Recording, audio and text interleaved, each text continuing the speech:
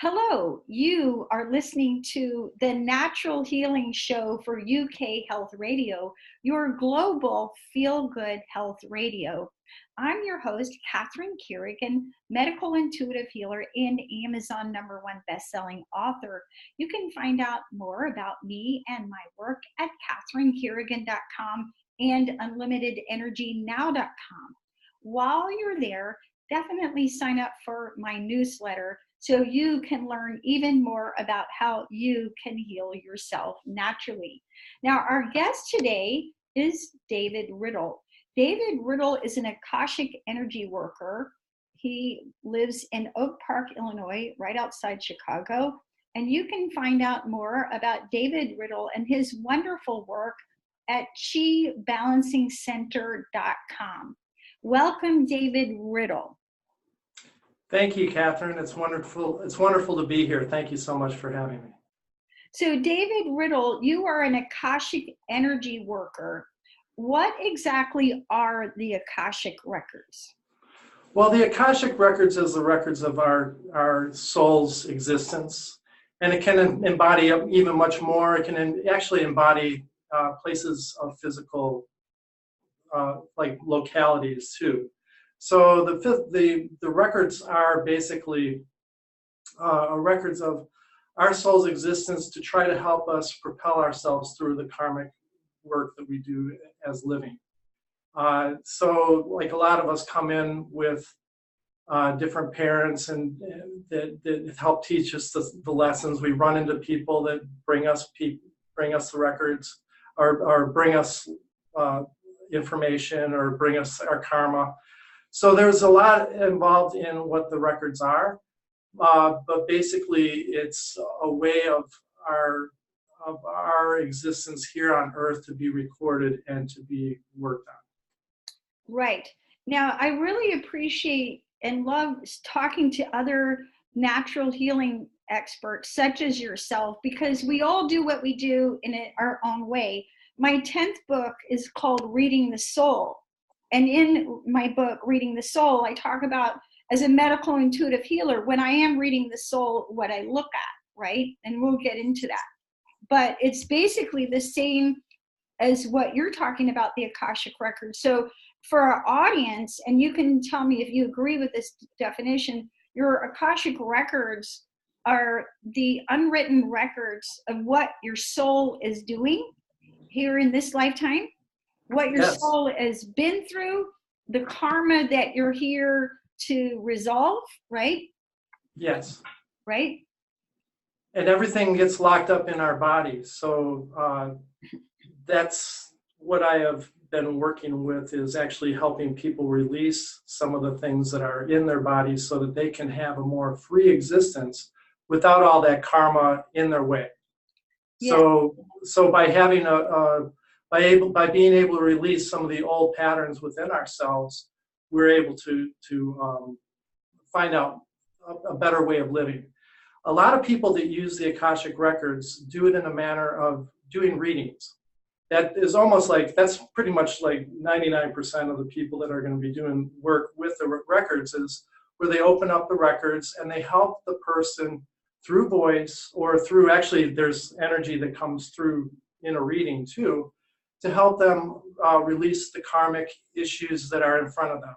By having a better understanding of what's going on in their lives, they can maybe change some of the patterns, maybe get a better insight, and then their karma gets resolved to the point that they are able to move into a different pattern. Right. I've seen it before where like people will be in a relationship, like this is just an example of what karma can be, where they're in the relationship, it's not a good relationship, there's something that's going wrong, and they get out of that relationship, immediately start seeing somebody else that they think is the right person, and then that whole thing just starts coming back at them because they hadn't resolved whatever energetically was aligned inside their bodies. Right. Now, you and I both agree that when we don't resolve the soul issues, that they come into the physical, right? Yes. And it's my experience when I'm doing a medical intuitive reading, I read what's going on the physical level in your body. You know what that is. Your energy body, which includes your acupuncture system, your chakras, and the breath. And that's when you go to see an energy healer, such as yourself or myself, we're working on energy healing, or if you're seeing an acupuncturist, or if you're doing breath work, those are all modalities that work on the energy body. Then there's, of course, the emotional body. What are the emotions that are causing things to lock up or get blocked or congested? There's your mental body, which is your thoughts and your beliefs. And what you believe is what you tend to manifest. But you are a soul. And I always say to people, because you are a soul, what your soul is doing is what you're doing, right? And this is what you're talking about with the Akashic record. So it's my experience as a medical intuitive healer. Your soul controls your mind controls your emotions control your energy, and your energy controls your physical. But as you say, if we don't resolve these things, it locks up. A great example of this, I just did a healing this morning with a lady in Africa. And she had severe jaw pain. Earlier last year, she had trigeminal neuralgia, which is the most painful condition in the medical literature. And what we did a healing to release a pattern called defensive jaw, which is where the muscles in your jaw lock up. And we identified the emotions and the patterns, and it all went back to energy and that she hadn't resolved from decades, right? Wow. Yeah, so spiritual patterns. So David Riddle, Akashic energy worker, how did you get interested in working with the Akashic records, and how did you connect it to the body work and the energy work that you do? Well, that's actually a really interesting story, because how it all came together. Actually, I'd gone through life changes and became like starting to do the Reiki work that I was doing. I was a level 2 practitioner in starting to work with clients, and I was really amazed that sometimes I felt like there was like something that wanted to come through, and when I was doing this work with my clients, but for some reason I wasn't able to connect, and I would be like, "What is this?" Right? I'd be like, "Please show me." And within a couple of months of starting to do work with my clients, I was invited into a record class, an Akashic record class. I was there to help out. I probably wouldn't have normally joined a class because I'm not a reader, and that wasn't anything that would be along that line of work for me. I went in as a healer. And the first time I learned, opening the records, I could feel that energy coming through, and I could feel like an embodiment within myself that I finally caught that energy. I finally tuned in with whatever that energy was, which was the Akashic records really wanted to come through me. So then at that point, it was actually brought through in that class that I would be doing this type of work. So what's unique about your work at qibalancingcenter.com is that you're integrating body work, energy work, and soul work at the same time, right? Yes. Yes. Yes. And a lot of times it can be what's going on in the current person, but then that does help release the soul.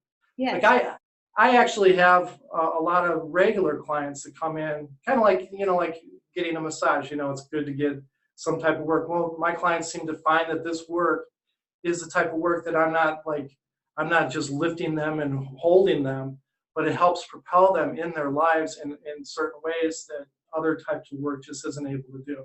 Yes.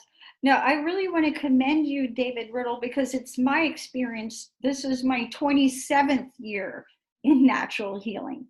And that Cool. I'm 6 years old. I've been at this for a bit. So when we integrate, when a lot of modalities just work on one level, like they will just work on the body level. Yeah. So I talked this morning to a gentleman, very complicated situation, and he said, well, I could go to a functional medicine practitioner. I said, well, you're already working on the biochemical aspects of yourself, right? And you could work on that till the cows come home and eat well and take supplements and still not get any better.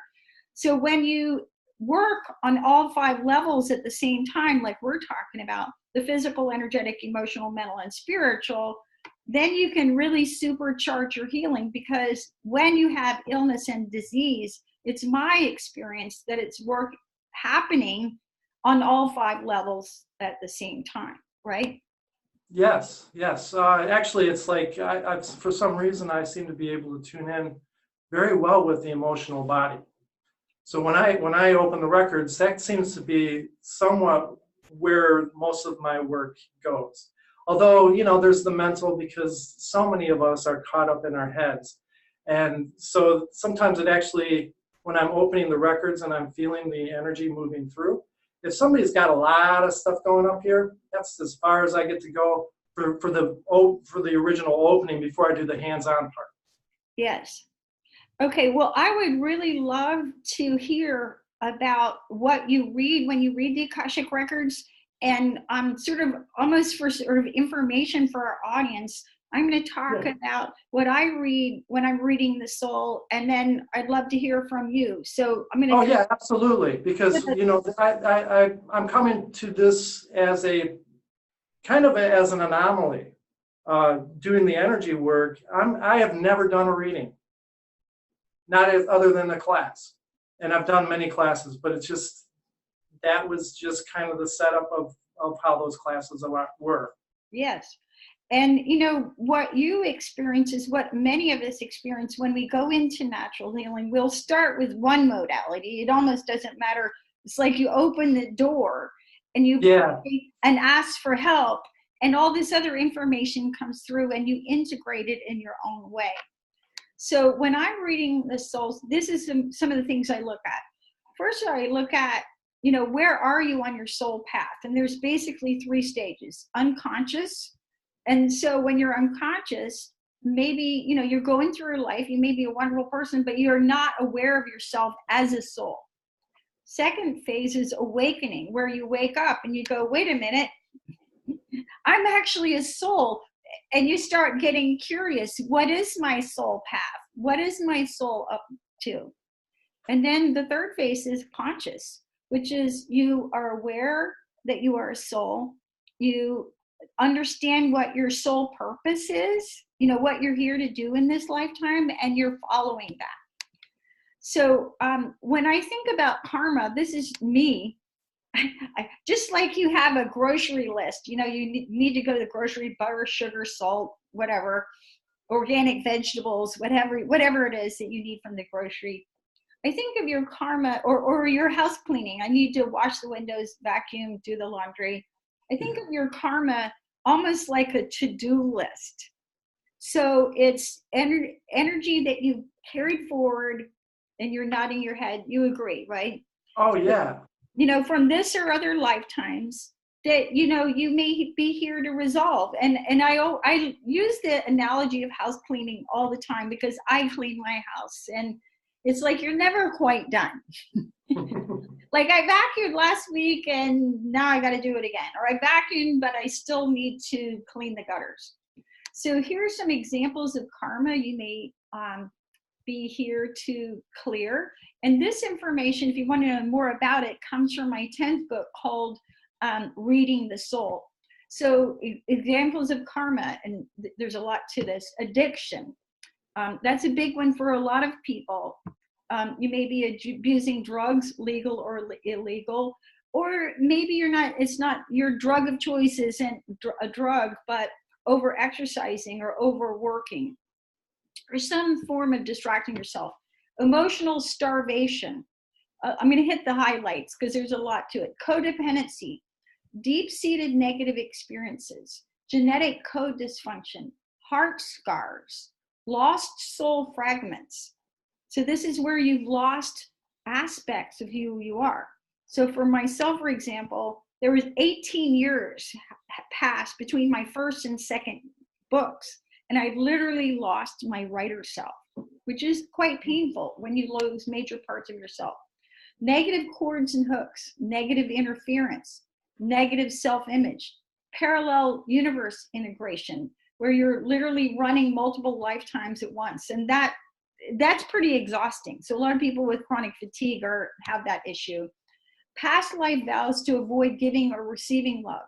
Past life vows to be a caretaker. Past life vows blocking your creativity. Past life vows of poverty and chastity. That's no fun. Past life vows of vengeance and revenge. Past life vows to enslave others or be a slave. Past life vows to deny the presence of God within you. Past life vows to prevent the personal use of healing energies. Past life vows to deny personal responsibility. Past life vows to sacrifice, suffering, negative spiritual energy. So you can have negative spiritual energy attachments. And then I look at, how does your soul communicate to you? Clairaudience, claircognizance, clairsentience, clairvoyance. And then I look at what soul medicine works best for you. Breath work, prayer, meditation, time in nature, etc., etc. So David Riddle, back to you. When you read the Akashic records, what sort of information comes to you? So I gave you some examples of how I do it. Just before that, I want to say that book sounds amazing. Well, thank you. I love you too. That's really something, that's really hitting on some very, very huge chords. Yeah. So that's great. Yeah. I just wanted to point that out. But what I do with the records is probably more along the lines of where a person is now and then what's ready to come up. Yes. So it's not like I go through a whole list of things. There's not a whole list. When I open the records, it's a very interesting, it's always been a very interesting thing, and it's given me, I don't know how to, it just gives me so much life to be able to channel this energy, because in everything that I do, I can always feel the goodness within the person. So when I open the records, I'm actually like connecting up. I do this record prayer. That's pretty much what they taught us, and I kind of change it around a little bit to do a little bit more of the embodiment of the energy of the person. By bringing the energy through, what I'm doing is I can actually sense where the blockages are. So my first reading when I open the records is my clients are usually laying on the bed, and then I open the records and I can get a sense of where their energy flow is or isn't. And that's like what I said. It's like sometimes when they're really in their head, I can't get in any further. But that doesn't mean that I'm not channeling it. It's just that that's where my read is, that there's a lot of energy that's up in the head, and then to bring that through. So it just gives me a clue of where to go. Sometimes I can feel something in the heart chakra, in the solar plexus, or maybe whether or not they're grounded or not. So each one of those gives me an idea of like the puzzle of how to put them back to the highest energy available for them for the flow. So my whole thing about doing the work that I do is to get them into their flow. It's to get them out of having these blockages, so that once that those blockages are gone, then they move into their own power, their own life. They get rid of the emotions that are blocking them. And of course, they can come back if they choose. But it's just a matter of giving them some relief in order to get on with their lives and move through the things that are blocking them from fully enjoying themselves. What's really cool is sometimes, like I'll like I just as an example, like I had one where I'm like, man, I could really feel something in your solar plexus, and I do an intake at the very beginning, but the person hadn't told me that they had the stomach flu the week before, and that's something that was still there energetically, even though that they had been cleared out of it. So it's just a matter of that original read, tuning in with them. And then that's when I do the hands-on work, and that's where I'm fully embodied with their Akashic records. So it becomes a very intuitive thing. So every session ends up being something different while I'm trying to unblock that flow. I don't go in there with my mind like I'm going to do this. It just happens. It becomes like where I have the ability to be able to get in that space of just holding the space and moving the energy through. Sometimes I'll be holding a place and it's just like, just stay, just stay, just stay. And then I get the feeling of where to move next. And that's with almost any intuitive healer, but with the Akashic records, open, I'm able to do that a lot better than just doing my Reiki sessions without the Akashic records. The intuitive abilities just, and they multiply tremendously. Right. Now, you and I agree in that, when I'm giving somebody a soul reading, it's sort of an overview, just sort of like when I do a medical intuitive reading, that's like a blueprint for your optimal health. Yes. And again, going back to that house cleaning, analogy, I don't know about you, but I can only clean my house for so long. And, for most of us, when I'm doing healing, if I'm doing a healing to clear karma, we may work on one or maybe two issues at a time. And you always ask for the priority, what's up today? What's the most important thing to release today? And as you say, it shows up in a person's energy body, right? Yes. So when you're reading a person's energy system, how can you tell where the energy is blocked? Are you feeling it? Do you see it? How does the information come to you? I'm totally a feeler. That's been my thing. I don't really see the energy around people, and some people are able to see the chakras. I saw the Cindy Dale thing. It's just like, that's amazing. I'm just not that person, but I'm a feeler, and when I'm doing the work, that's what I always found was interesting, is how when the opening happens and I'm sensing the energy, it's different than when I'm actually doing the hands-on work, where suddenly now I'm working with the chakras directly and feeling where the blockages are and are. So it becomes a puzzle system of where you can sense when a block is there, but there's sometimes where you don't want to go to that block until you go to the other places first to free that up. So it's just a matter of feeling the energy, feeling what they're feeling inside themselves, so that I'm able to help them release that. Right. So yeah, so it's just basically a feeling type of thing. And right. when I'm opening the records, I feel it in my body. When I'm working with them, I'm feeling it in my body, but also with my hands. Right. So the gift that, for our audience, the gift that David Riddle is talking about is called the gift of clairsentience, right? Which is psychic feeling. You can learn more about how to open clairsentience and how to manage it in my book, Unlimited Intuition Now. But so what you're seeing, again, going back to how you do it, you feel the blocks in your own body, in your own energy system, but you know that that's information for you about what's going on with your client, right? Yes. Yes. And then you're using the modality of Reiki. You and I are both Reiki master teachers to move the energy.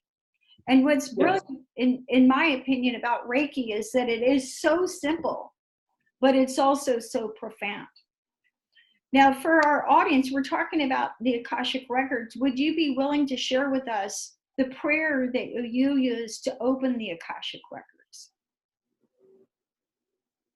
Not currently. Not currently. That's okay. Yeah, I mean, there is a method of getting into the Akashic Records, but it's at a different website. It's my teacher, but I'm doing something that's totally different, and right now I'm just not. Okay.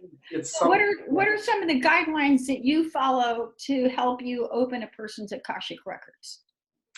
Well, for one thing, when you're doing work with somebody in front of you, you should have their permission. You shouldn't work on somebody. You shouldn't open the records on somebody that you don't know. But then these people that are sometimes, like, I know that if you're very neutral and there's information about a public figure that can affect you, then that would be maybe something that would be acceptable.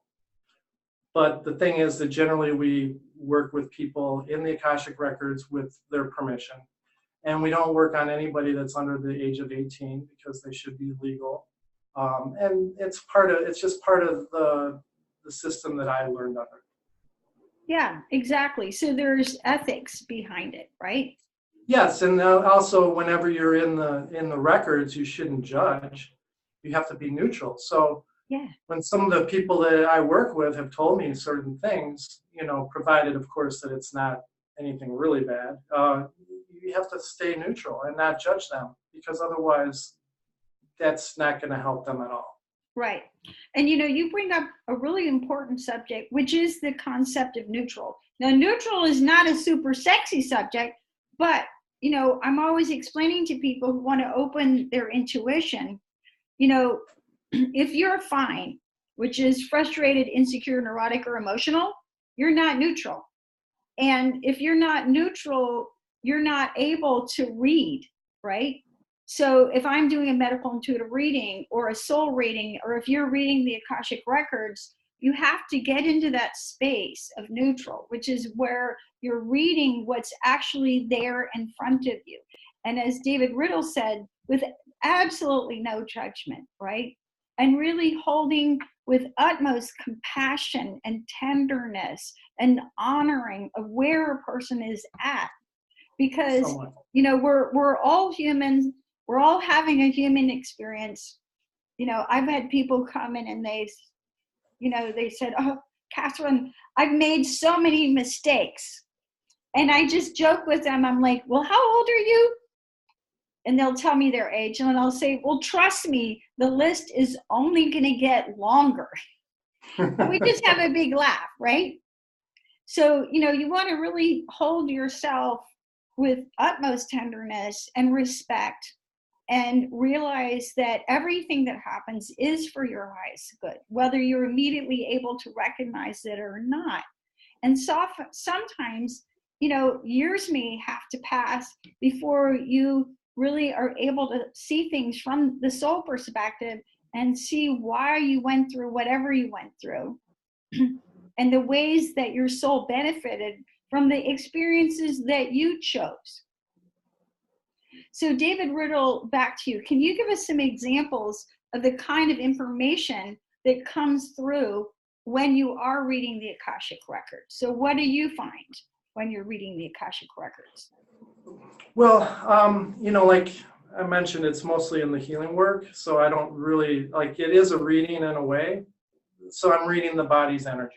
All right. I'm working on a level that hits on like the emotional levels and more of a silence, being able to bring them through their place. Now, on occasion, there are times when I can see certain things that just pop up, like a past life. I've worked with inner child, like being able to tune in and see the little child within that person and help them move through it, or see a past life that was really really traumatic for somebody. I'll give you an example of one if you want. Please. Okay. There was a regular client of mine that I had seen over many years, and she came in just like a couple of days before a plane trip. And she said she's always had these problems with planes, but this time it was just like really, like she was actually like sweating in front of me talking about it. It was really like she was going through something major about this. So I did my usual opening up the records, and when I started working with her solar plexus, I saw her as a man back in World War II in a plane that was shot down, and she couldn't get out, or he couldn't get out. And because of that problem, it seemed to be like something that was coming up, and I saw the plane going down. I'm like, wow, So what I did was I backed it up in my own mind, brought a parachute to that person, and saw that person safely exit the vehicle, the plane. And that plane trip for her ended up being no problem at all. And actually, she's flying all over the place. She'll be here next weekend on a plane coming from Maryland. So it's a very interesting, how these things pop up sometimes when they're in the field. This person I'd worked with many times, but at this particular time, it was coming up in the field, so it needed to be cleared. Yeah, that is a great example. And it's also an example of sometimes when we have fears or phobias. And, yes. In ourselves, you're like, why is that? That doesn't make any sense. Like nothing's happened to me. but it could be something from another lifetime. Um, I love that example you gave. I'll give an example from some of my clients. I remember Yeah. years ago, I worked with this gentleman and he had tremendous back pain. And how he came to me was another thing. And I do wonderful work on the physical level. I've taught yoga for 25 years now. I've written books about yoga exercises for back pain, you know. However, when this gentleman came, in order to resolve his back pain, we had to work on his energy body, like you're talking about, and go into his past lives. And this is somewhat funny, but what was funny was in this lifetime, he used a lot of torture language, like, I'm going to put you on the rack, this sort of thing. And he was an international business person. And, he would go different places in Europe and he'd be like, I think I was there. Well, as it turned out, one of his past life, he had been actually tortured.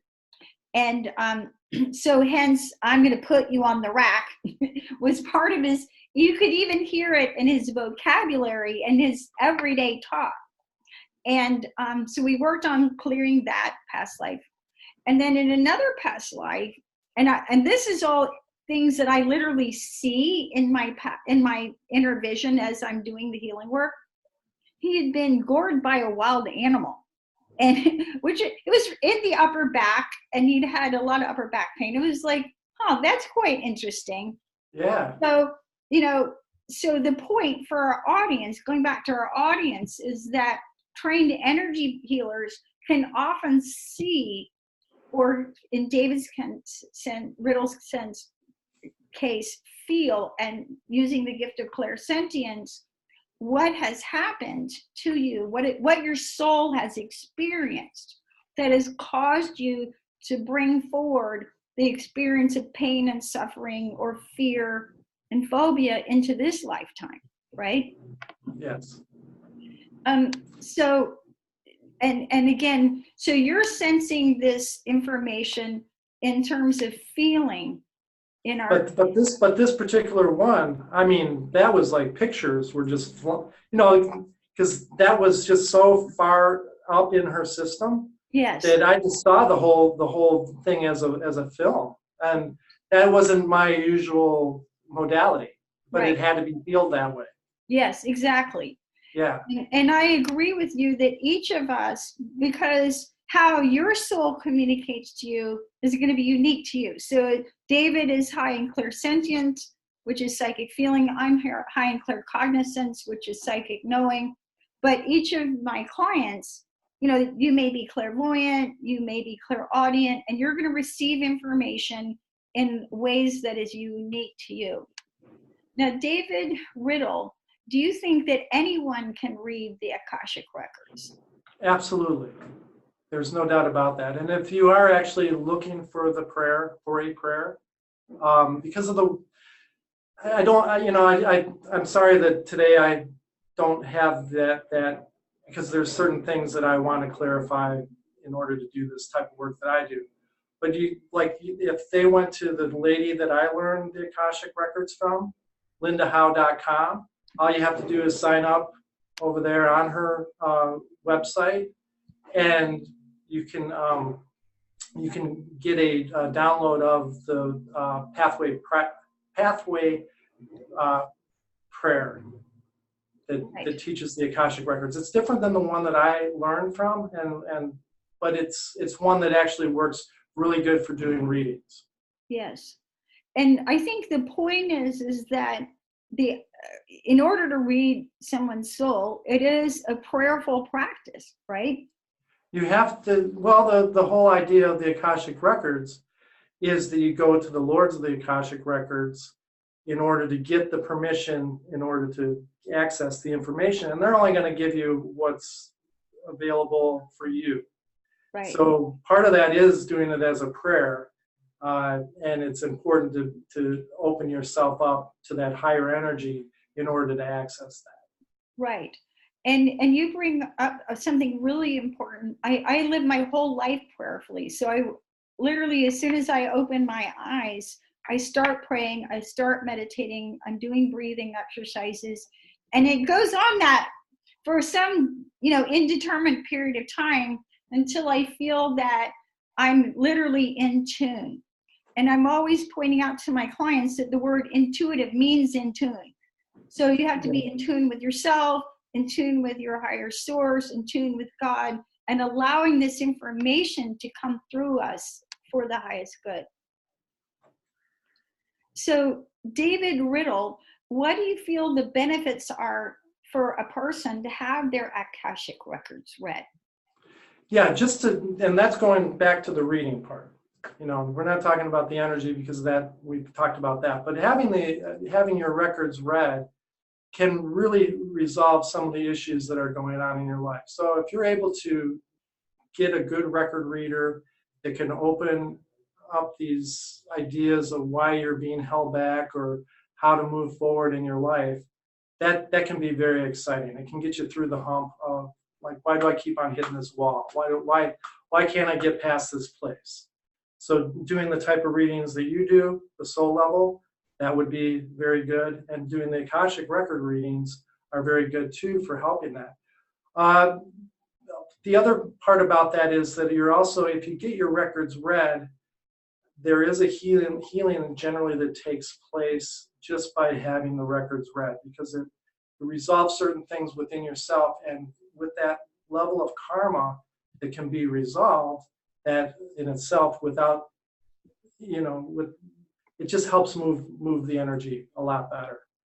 I think having insights into your soul purpose, having insights into what's holding you back, can really help a person move through these little situations that end up being bigger situations that shouldn't even be part of your holding back anymore. Yes. And you brought up something really important, which is soul purpose. In our society today, at least in the United States, I believe that suicide is the 9th leading cause of death. And Wow. among certain, which is just heartbreaking. And among young people, and I'm talking, I believe it's 17 to 34, it's the 2nd leading cause of death. And what I find in my work as a medical intuitive healer, that, the sooner that people can understand that you are a soul, that your soul has a purpose. Like, your soul wanted to be here. Your soul wanted to be in your body in this lifetime and has important work to do, whether you recognize what it is or not, whether you figure that out or not. You're an important person. You're a VIP. You're a vibrational interference pattern. You're already super important. There's nobody just like you. And so it's my experience that when people understand what your soul is up to, it helps to give some perspective. Why have I had the challenges that I've had? Why has my life been difficult in the way that it has been, right? And what I find is that many times, a lot of times that the people who on the ego level have been our enemies or are, the worst monsters in our lives, on the soul level, they may be your best friends. And they may be people who are, teaching you strength or teaching you forgiveness or setting you on the right path, right? I wouldn't be the person who I am today without my father, right? The first memory of my life was my dad beating my mother with a belt buckle and my mom covering me with her body so I didn't get hit. So on a soul level, thank you, Dad, right? So going back to, what I find is, there's so many people, so many of us who've lost our connection to our soul. We've never had a real clear understanding about why our soul is here, what our soul is, why did your soul decide it was so important for you to be in this body in this lifetime? You're not an accident. There's nothing accidental about your life. And when you can come to a compassionate understanding of how important you actually are, and understanding like what you bring to life, then your life has new meaning. And, you know, even the struggles that you're going through have new meaning, right? Absolutely. Yes, and it's a very interesting thing when you look at it like with your father. I had a thing I had to work with my original father too. You know, and he had to go through a lot of pain, I'm sure, by being painful to us. So there's a level of like these people that are awful to us are actually sacrificing something within themselves to give us the lessons that we learn. Right. In that sense, because you know, if we're all of spirit and we're all like supposedly this light beings, and then we come onto earth and we incarnate, and now we're some awful thing that just we're not, you know, we have lost our soul on some level, but we're creating something for somebody else. Right. We've lost our soul connection. Yes, and having to live without that. Right. Which is a very, very painful, horrible place to be. It's a lonely place to be. It's depressing. It's anxiety ridden. And, you know, we're talking about karma. And basically, the simplest way to understand karma is it's the result of the energy you put out. And I always say, you know, the most selfish thing I can ever do is be kind and generous to everybody, because whatever I put out is whatever I receive back, right? So when I'm selfish, I'm kind and generous and thoughtful, right? Because that's what I want to receive back, right? Yeah. So again, you know, when we lose that connection to our soul, and when we, you know, don't understand why we're here or what we're doing, it's an incredibly, it's like living in the desert, right? Well, and there are so many changes that are going on. The people are being propelled in so many different ways. If you watch these things, these cosmic connections that are going on, that are just like propelling us further and further into the next world, whatever that is, that's tearing a lot of people up inside. There's a lot of people that are lost because a lot of these younger people are almost, I think, expecting that this place to be a more peaceful, more loving place. And then they find out that actually they have to work, they have to do this, they have this debt, they have all this other stuff that's in front of them. And it seems that their lives don't have the purpose that they thought that they did. But it's a matter of being able to hold on and move through these changes, that I think that we're going to find that kind of stuff will slow down. I'm really hoping, you know, because I know that I've heard that the younger generations are really having a tough time. Yeah, because they haven't learned yet how to have that soul connection, right? Yes.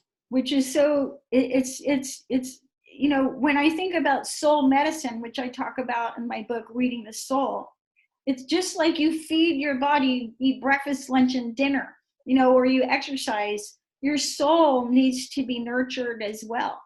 And so when you can learn, you know, how does my soul, what's the best medicine for my soul, right? Right. Watching, you know, walking in nature, meditation, prayer. And the more that we learn to feed our soul, spiritual community, being with like-minded people, laughing, dancing, you know, climbing the mountain, you know, conquering your fears. These are things that really feed your soul. And when you learn how to feed your soul, you have this humongous, unshakable inner strength that can help you get through all kinds of challenges and difficulties. So, David Riddle, how has connecting with the Akashic Records changed your life and your work? You know, obviously, when we connect with information of this depth and profundity, it, you know, it changes us, right? Yes. Yeah, I came into this whole thing years ago when I left my corporate job and got a healing. So actually, I quit my job after getting a healing. And because of the fact that I felt so much coming through at that point, I knew I had to follow it. Otherwise, I was gonna perish. I mean, if not physically, it would be emotionally, mentally, and everything. I just felt that the world was not where I needed to be. So there was an awakening with that. And then it just was a natural thing when I was working at this metaphysical bookstore that I would learn Reiki, start working with clients, and then opening the records and doing the work that I do. And that's been a backbone of my life now, because that energy that comes through is just so strong, and it's so peaceful that it gives me more to work with. Like you hear sometimes about like meditation as being like, a lot of people have trouble with it. But if you're actually working with meditation the way it should be, then you are actually in the energy of it. So there's a connection that most people don't really realize when they start working with meditation. Clear your mind. But it's really actually like once you clear your mind, the energy flow starts happening, and then you get that embodiment of energy within yourself. That's a beautiful, beautiful explanation, to actually feel the energy of peace around you. Yes. Yes. Yes. I would say for me that as I have been reading the soul of my clients, and it's given me tremendous compassion. And, you know, if there's one word that my clients hear me say over and over again, is compassion. To have compassion for yourself and have compassion for people around you, and be gentle with yourself, right? And absolutely. Right. So you've been listening to the Natural Healing Show for UK Health Radio, your global feel-good radio. I'm your host, Catherine Carrigan, medical intuitive healer and Amazon #1 best-selling author. You can find out more about me and my work at catherinecarrigan.com and unlimitedenergynow.com. While you're there, definitely sign up for my newsletter so you can learn even more about how you can heal yourself naturally. My books that we talked about today, Reading the Soul and Unlimited Intuition, now are available on Amazon. And our wonderful guest today, Akashic energy worker David Riddle. You can find out more about David Riddle and his wonderful work at chibalancingcenter.com. And remember, you are a soul having a human experience. Be gentle with yourself. Thanks so much for listening, and we'll see you next time.